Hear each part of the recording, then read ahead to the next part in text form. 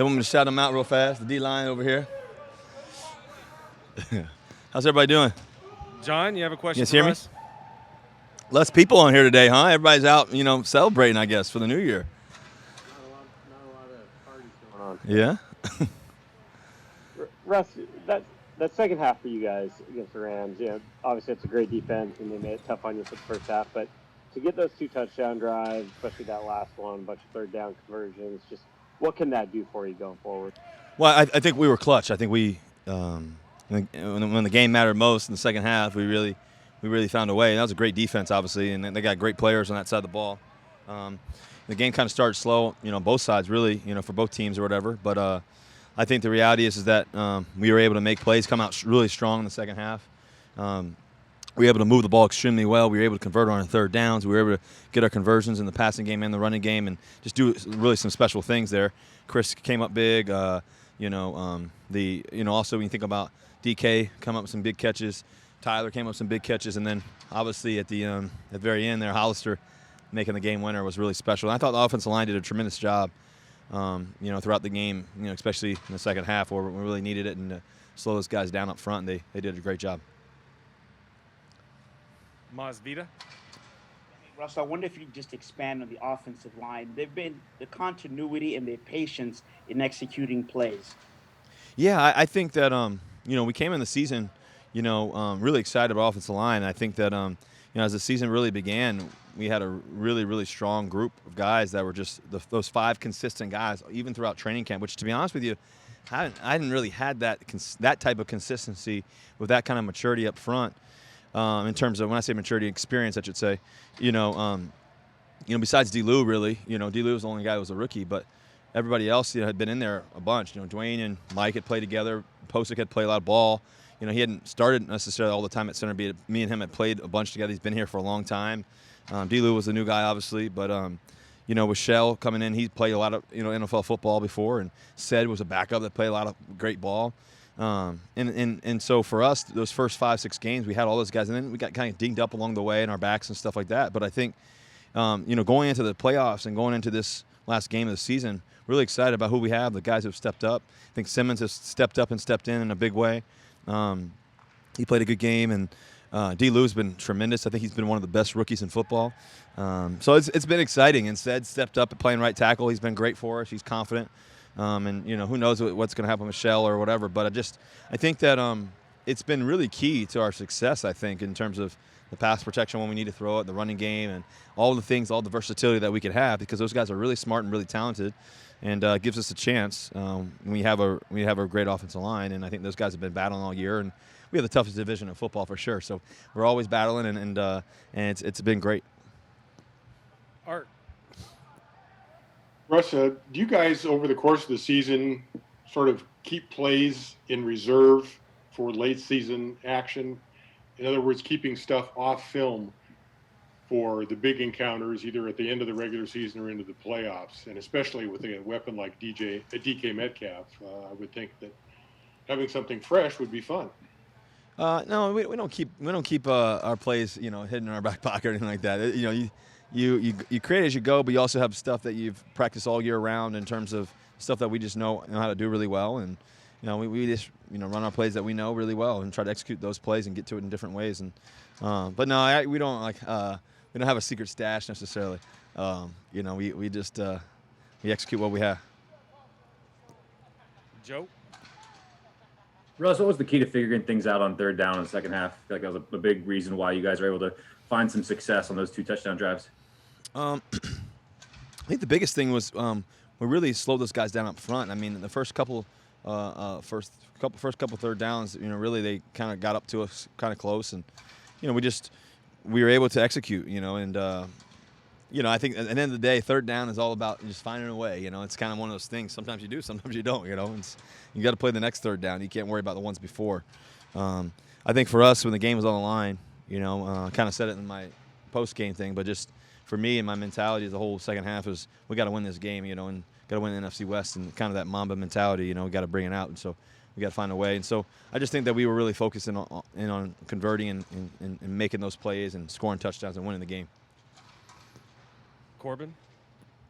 Hey, Russ, this isn't necessarily a new topic. It's been brought up before, but your third down throw to David Moore, you were outside of the pocket, you were scrambling, and then later in the drive, you were running around, and then you found Carlos Hyde, dumped it off to him, and it just seemed like the passing game and the offense in general really took off from there. You talk a lot about tempo being a positive thing.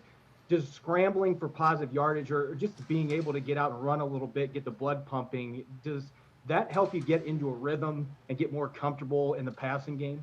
Yeah, I definitely think it. I mean, I'm not sure if it helps us get in more rhythm, but I think it definitely helps us get in a rhythm, and I think it helps us get just cause some controversy for the defense. You know, they got to figure out what to do, and it's really hard in those plays because there's no script to it. You know, it's once 1, 2, 3, 4, 5 is not there or something like that, and I move or I have to go. You know, it's like we're all young and playing in the backyard and getting open. You know, and so it's always challenging on the defense, and I think that you trust your guys. I trusted David Moore completely in that play. He's been great for us all year, and he came up with a great catch. And you trust him all the way in those kind of moments, and just give him a chance to catch it, and just try to high back shoulder him so he could catch it and tuck it in. Michael Sean. Hey Russ, now that you've lived in like Wisconsin, Cali, and even Washington over your adult life, do you think there was something specific about growing up in Virginia that shaped you? You know, was it specific to living there? Yeah, that's a great question. I've been fortunate to live in some cool places. You know, growing up, I was born in Cincinnati, Ohio. I was born at Christ Hospital. I lived there till I was like 1 or 2, and we used to visit all the time. We used to have family friends, and I used to go back to Cincinnati and go to get Skyline Chili and White Castles. And I remember, being in Virginia my whole life for the most part, from basically 2 to 18.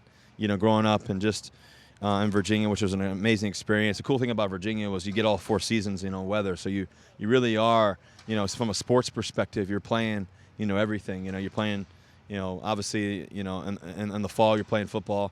Demo and Swain over here, but in the fall you're playing your football. Then you transition into basketball late into the fall, winter time, and then next thing you know, you go into baseball in the spring, and summertime you're playing baseball and getting ready for football. So I think that was a cool experience. But I think the things that I learned, for me, some of the best lessons I learned were when I was playing sports and just in school. I think a lot of it was, the biggest thing I probably learned is you got to work for everything. And we didn't have much. And I think it was one of those things that, and I can truly say that everything I've tried to work for, I've earned, and just try to work for it and just, try to be the best of whatever I could do, and try to be the best version of myself. And I think that I've had some amazing people around me along the way, along the journey. And, I remember the early morning lifts and stuff like that with my teammates like Mikey Thompson and Scott Pickett and Cole Hawthorne and Witt and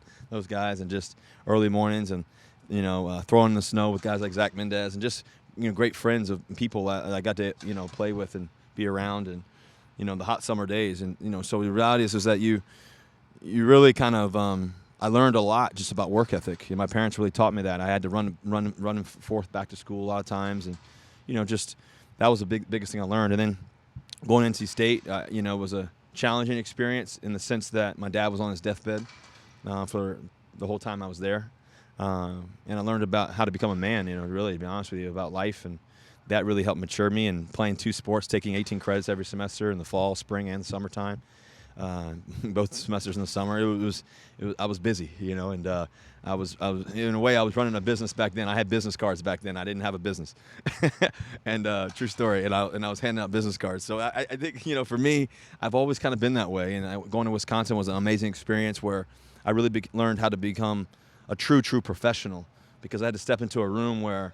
In a locker room where there was great players, guys who play in the NFL now, guys who are amazing guys like James White and the Nick Toons of the worlds and Abadarises, and then you think about some of the offensive linemen that still play in the league, and the Zeitlers and the Travis Fredericks and the Conses, just so many great players, Ricky Wagner. So I was fortunate to be blessed around some great players there, and Paul Chris was an amazing person as well. And so I learned how to become a pro, but I really learned how to become a professional. There's a difference, in my opinion. I think that a professional is, in the sports world, to me, is somebody who every little detail that they do, from rehab to prehab to how they study to how they go approach the business, to how, this is a business. The reality is that as much as entertainment is for everyone who watches, the reality is it's a business, and you have to understand that. And so for me, I go back to all the times I was at spring training playing pro baseball, and that was an experience too. So I think that I learned a lot along all the journeys that I've been in, and all the places that I've been. And I've tried to learn something from everybody that I get to encounter. And that's been one of the greatest blessings, is going across the country, East Coast all the way to the West Coast, and back and forth. Yeah. Bob. What did I can't help it out. What did the business card say? Did you have a name already, or? Russell Wilson Enterprises. Russell Wilson Enterprises. Had my email and everything.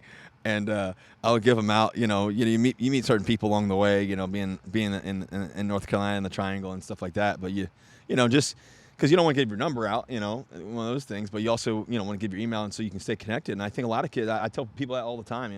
It's important to, I always say, dress for the job you want, not the job you got. And I think that a lot of times what that is more of a mentality, because you really have to set yourself up. I talk to my sister all the time. She goes to Stanford, obviously, and she's already graduated, but she's in her 5th year. They're number one in the country in basketball. But those things are amazing experiences, but also use them to the best of your ability, And my dad used to always joke, son, you're on full scholarship, get every penny out of it, And so, it's really true, though. You got to use those experiences and those opportunities and that networking. And I learned a lot from NC State. I learned a lot from Wisconsin. I learned a lot just from high school and just experiences. And I kind of had to. It was one of those things that you don't, when you don't have much, you got to be able to create opportunity for yourself, I think. And that was not just the sports world, but also just life and business. And I've been fortunate that I still have those connections today. So it's been cool. He's going to hopefully break Steve Largent's record this weekend. He was saying he's put his sights on Calvin Johnson. I don't know how serious he is about how quickly he would do that or whatever. Calvin Johnson's single-season record. Do you ever talk to him about his goals and things like that at all? Or? Of course. I think DK and I talk about it all the time. He wants to be great. I think anytime you want to be great, you have to have somebody to share those things with sometimes and to visualize those things. And the great thing is we're truly connected in every way. And since I get to throw it to him and he gets to catch it, and I got goals and he's got goals, and we share those together a lot of the times. But I think that for us, we want to be, the best quarterback receiver, tandem ever. I think that me and Tyler have been really special too as well. And so to have two guys like that have been really special along the way. Both of those guys have opportunity to break some cool records and some things. And it's not about records, it's about winning. But a lot of times when you have great records, you get to win, and that's just part of it, The more everybody's shooting well, the more chances we win. So it's a good thing to have great guys who are really great teammates too. Brady? Excuse me. Hi, Russ. How much does playing at home feel like an advantage this year compared to a normal year when you have fans? I think that anytime you get to play at home, especially in the playoffs, it definitely is an advantage. I like playing on the road personally. I'd rather play at home, but I like playing on the road just because I like going in tough environments. I like the obstacle of it. But I think that playing at home is so important. And I think that for us, more importantly this year, it's different than just the crowd noise. Obviously, we don't have that this year. But what is significant is the whole protocols and everything that you have to do and that whole process. And when you have to do it on an away trip, it's a lot different, right? You're tucked away in your hotel room. You can't move at all. You're nothing. When you're at home, at least you get to go, into your own kitchen and this and that, And so that's a little bit different. And that definitely I think helps. And those little small little details like that. You get to go, use the hot tub, cold tub, all that kind of stuff. Versus when you're on the road, you don't have those kind of experiences and opportunities anymore. Do you still have any of those business cards somewhere? No, I don't have. I don't think I have them anymore. I use them all probably. So they're out there somewhere. Somebody's got them. Yeah, somebody's got them somewhere probably. Thank you. Yeah. And last one, John Boyle. You have one more? Yeah, Russ, just seeing some videos on social media. You getting any ski reports from the family? Who's the best skier out there? Oh man, I've never gone skiing, and I don't think I have the opportunity to go skiing anytime soon. I saw some of the slopes Sierra was going down, and Vanessa and the kids and stuff like that. She's talented. So she's a dancer. She's super balanced and all that. She's an athlete, so she's pretty smooth with it. She loves it. So one of these days when I'm done playing, I'll hop on the slopes.